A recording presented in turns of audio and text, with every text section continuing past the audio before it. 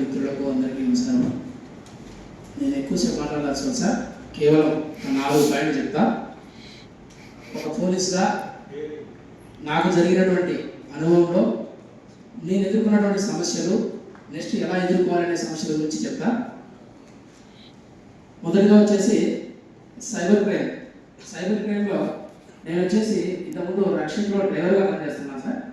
అక్కడ వచ్చేసి నా పక్కన ఆఫీసర్ ఉంటాడు, ఏఎస్ఐ సుబ్బారెడ్డి సార్ అని ఒక అతను ఉన్నాడు. అతనికి ఫోన్ వచ్చింది. అంటే కొంచెం మనం అంటే పూర్వకాలం పోలీసు వాళ్ళు కొంచెం పెద్దవాళ్ళు. అతనికి ఫోన్ వస్తానే సార్ అని ఆధార్ కార్డు, ఐడి కార్డు అన్నీ చెప్తామన్నాడు. నేను సార్ అలా చెప్పొద్దు, నువ్వు గమ్మున్నాయా, నీకెందుకు, నేను చెప్తున్నా మా బ్యాంక్ వాళ్ళు ఫోన్ చేసినారన్నాడు.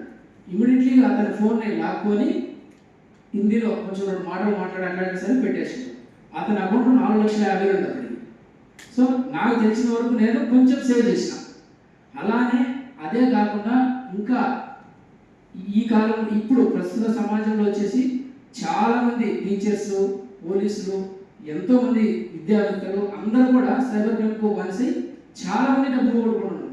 ఇంకా అమాయకులు ఎంతమంది పోగొట్టుకుంటున్నారో వీళ్ళందరి గురించి కూడా మనం కొంచెం ఎక్కువగా ప్రచారం చేయాలంటే ఆ స్టేటస్లలో కానీ అక్కడ సైబర్ క్రైమ్ గురించి ఇలాంటివి కూడా మనం కొంచెం పెడతా ఉన్నాం. రెండోది వచ్చేసి ఇట్లా ఎలక్షన్లో ఒక ఇన్సిడెంట్ జరిగింది. ఎలక్షన్ రాజంపేట మున్సిపాలిటీ ఎలక్షన్ జరుగుతూ ఉన్నాయి. అక్కడ నేను డ్రైవరే, నాకు సంబంధమే లేదు ఆ విషయంలో కూడా. పక్కన సిఐ గారు ఉన్నారు. సిఐ గారు కొడతా పోతా ఉన్నారు. అక్కడ సార్ను కూడా కొంచెం రివర్స్ తిరిగింది జనాలు, అంత రివర్స్ రాలేయడం వల్ల జరిగింది. కానీ నేను డ్రైవర్ కదా, నాకెందుకని నేను గమ్ము ఉండలే. సార్ వద్దు సార్, ఇక్కడ చాలా మంది ఉన్నారు, వాళ్ళని తీసుకొని అంతమందిలో మనం మొరాలేము, తమ ఒక్కరే ఉన్నారని సార్ని తీసుకొని రావడంలో అక్కడ రాయితే కొడితే 12 బుక్లు పడినాయి మేడం ఇక్కడ వెనుక. అప్పుడు వచ్చేసి 2 నెలలు హాస్పిటల్లో ఉన్నా.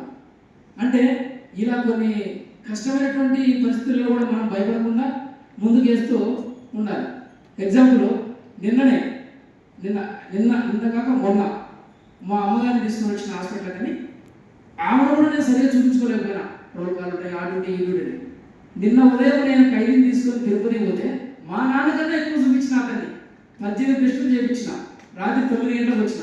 అంటే ఒక రెస్పాన్సిబిలిటీ అనేది మన మీద ఉంటుంది కాబట్టి ఉద్యోగ బాధ్యత ఉంటుంది, అలానే రెస్పాన్సిబిలిటీ ఉంటుంది. మనం దేనికైనా ధైర్యంగా సవాళ్ళకు దేనికైనా ఎదుర్కోవాలి. ఏ డ్యూటీ కూడా భయపడకుండా ముందడుగు వేస్తా ఉండాలి. చాలామంది ఏమనుకుంటుంటే పోలీసులు యూనిఫామ్లోనే ఉంటారు కదా, మనం ఏం చేయలేము, అంటే దొంగతనాలు ఏం చేసినా ఏం జరగదు. ఏ బందోబస్తు పోయినా కూడా మఫ్టీలో ఎంతోమంది పోలీసులు ఉంటారు, అవన్నీ ప్రజలకు తెలియదు. కానీ అన్ని విషయాల్లో కూడా మనం ముందుండి దేనికైనా కూడా ధైర్యం ఉండి ఇక మీదనే కూడా ఏ సమస్య వచ్చినా కూడా ముందుండి నడిపిస్తూ మనకు ఏ సమస్య వచ్చినా కూడా మా ఆఫీసర్ల వారు కూడా కొంచెం సహకరించాలని కోరుకుంటున్నా సార్. తర్వాత వచ్చేసి ఇప్పుడు జరిగేటువంటి ఎక్కువగా గంజాయి స్మగ్లింగ్ వీటిల్లో కూడా చిన్న చిన్న వాటి నుంచి మనం గురిలాగాలి. అంత ప్యాకెట్ అమ్మే వాళ్ళని పట్టుకొని ఎక్కడి నుంచి వచ్చిందని కూడా లాగాలి. అలాంటప్పుడు కూడా కొన్ని రిస్కులు ఉంటాయి. రిస్కులు అంటే ఎలా అంటే వాళ్ళు మన మీద ఫైట్ చేయొచ్చు. అందువల్లనే కొంచెం మనం ఆరోగ్యంగా శారీరకంగా ఉండాలి. అట్లే గేమ్స్ కూడా బాగా చెప్పండి సార్. తమకి ముఖ్యమైన విజ్ఞప్తి సార్, గేమ్స్ కూడా ఈ మధ్య పెట్టడం లేదు సార్, స్పోర్ట్స్ కూడా జరగలేదు. అది కొంచెం చూడండి సార్, మీరే చెప్తా ఉంటారు ఆరోగ్యంగా శారీరకంగా ఉండాలని. అలా కూడా పెట్టాలని ఆప్షన్ అడుగుతున్నా. దేనైనా మేము ముందుండాలంటే మేము కూడా ఆరోగ్యంగా మానసికంగా బాగుండాలి. అలా కొన్ని విషయాల్లో దేనికైనా ముందుండి ఉంటామని కోరుకుంటున్నా.